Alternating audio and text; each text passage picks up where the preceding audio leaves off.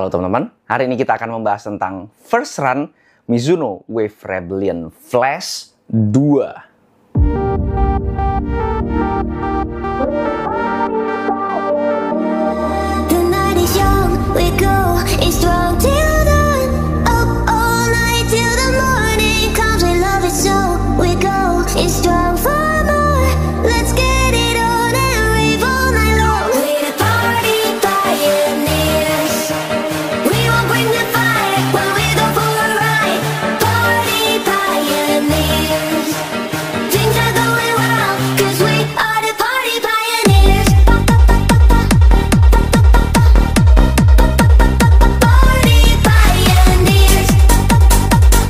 Terima kasih banyak buat Starting Line yang udah ngirimin saya sepatu ini, tapi video ini nggak bisa diintervensi oleh siapapun karena video ini adalah murni pendapat pribadi saya sebagai pelari jelata. Bagi teman-teman yang masih belum subscribe, klik tombol subscribe yang warna merah yang di bawah ini biar saya makin semangat untuk membuat video-video bermanfaat buat teman-teman sekalian, dan biar nggak ketinggalan kalau misalnya saya upload video baru tentunya seputar dunia lari. Kali ini kita kedatangan lagi yaitu dari brand Mizuno, lebih tepatnya Mizuno Wave Rebellion Flash 2. Kalau kalian penasaran, kayaknya kemarin udah pernah review sepatu itu deh. Ini beda banget ya. Kalau kemarin tuh Wave Rebellion Pro 2, ini Wave Rebellion Flash 2. Bedanya apa? Kalau Wave Rebellion Pro 2 itu adalah racing shoes dari Mizuno, kalau sepatu ini tuh training companion-nya. Dan bisa jadi ini lebih versatile atau lebih lebih bisa dipakai ngapain aja gitu ya. Latihan, bisa dipakai race day juga sebenarnya. Tapi lebih tepatnya ini adalah training companion dari Wave Rebellion Pro 2. Training companion itu apa? Sebenarnya brand lain juga punya ya.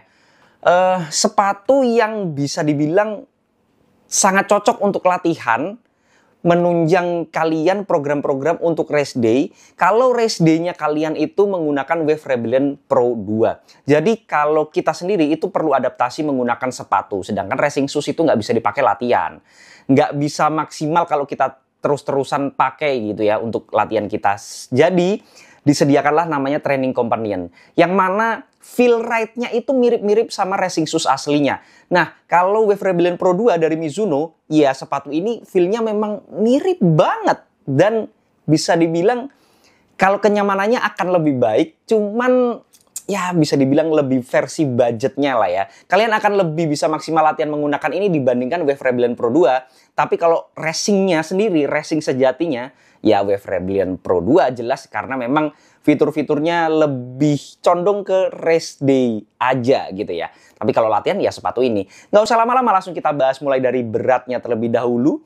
Setelah saya timbang manual, di ukuran saya 42, sepatu ini tuh ada di angka 240-an gram. Nggak nyampe 250 ya.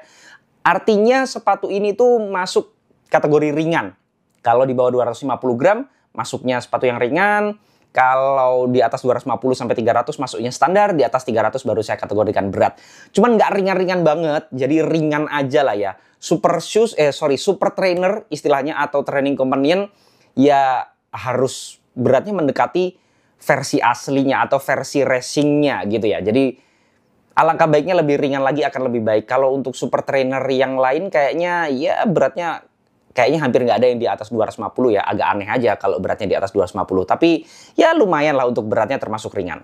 Lanjut ke uppernya. Untuk uppernya sendiri ini adalah engineered mesh yang mana termasuk sangat fleksibel meskipun nggak yang lembut-lembut banget. Cuman dia itu kayak dua lapis gitu ya. Di dalamnya itu kayak ada bintik-bintiknya yang mana itu membuat feel-nya lebih nyaman menurut saya pada saat bersentuhan dengan kaki kita di dalam sepatu ini. Dan untuk breathability-nya sendiri termasuk bagus karena udah saya tes manual dengan mesin asap. Itu juga menunjukkan hal yang sangat positif. Pada saat saya pakai pertama kali juga rasanya nggak ada panas sama sekali. Breathability-nya cukup bagus menurut saya.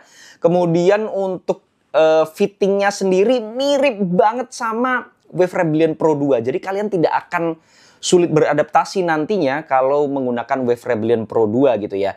Feel-nya mirip, cuman ini lebih nyaman.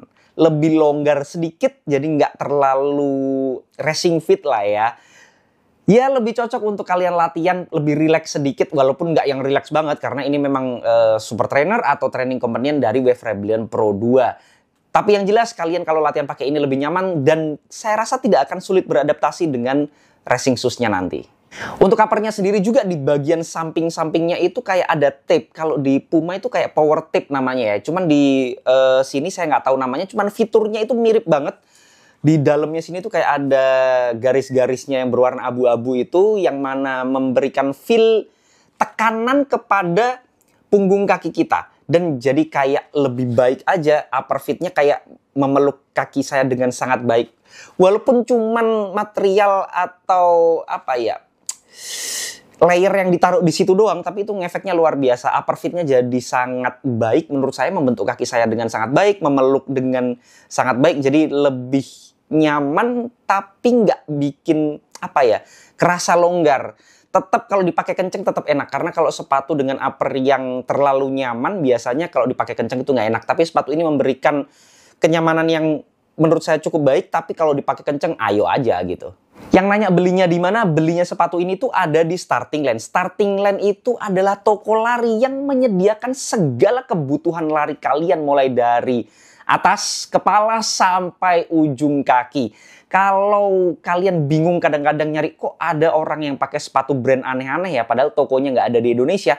Ya, ada di Starting Line, jelas. Dan itu udah 100% asli, nggak perlu kalian pertanyakan, nggak perlu kalian khawatir ini asli apa KW ya, atau premium atau apapun bahasanya lah. Kalau di Starting Line udah jelas aslinya, bakal dijamin sama Starting Line. Terus kalian juga bakal menemukan brand-brand yang mungkin kalian nggak familiar gitu ya, tapi padahal di dunia internasional brand tersebut udah luar biasa terkenal. Di Indonesia belum ada toko resminya, itu juga udah ada. Apalagi yang kalau kalian butuh sepatu-sepatu baru dari Starting Line, iya saya yakin pasti ada di Starting Line. Jadi kalau kalian penasaran langsung kepoin aja, atau linknya bakal saya kasih di deskripsi.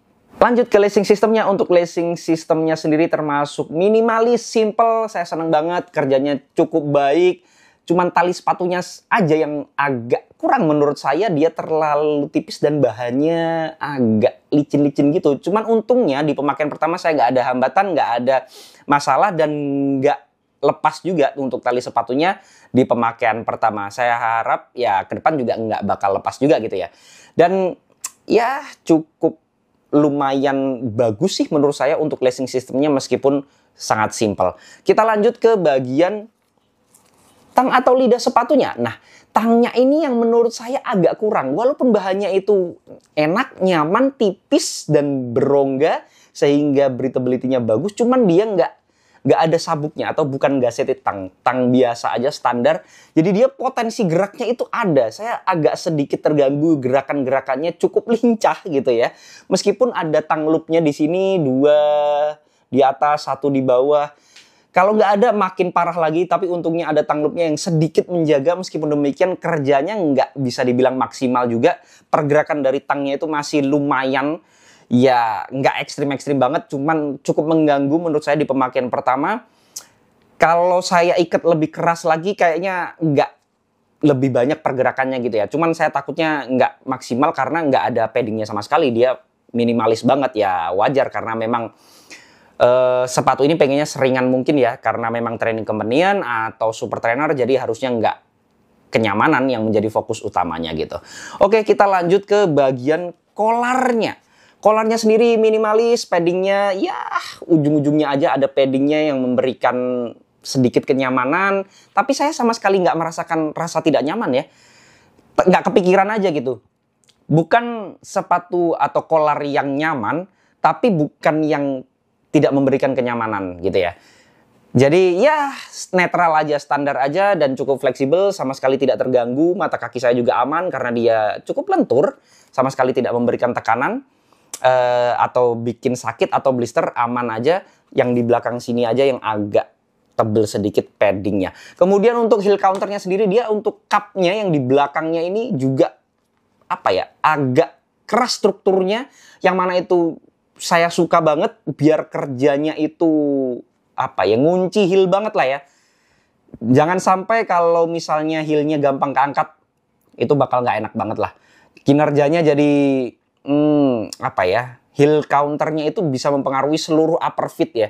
Jadi nggak nyaman. Untungnya di sepatu ini heel counternya mantep, nggak ada masalah sama sekali, termasuk menggigit banget di bagian tumit. Jadi overall untuk upper fitnya termasuk bagus. Lanjut ke midsole-nya. Untuk midsole-nya sendiri dia dua foam berbeda, mirip banget sama Mizuno Wave Rebellion Pro 2 gitu ya.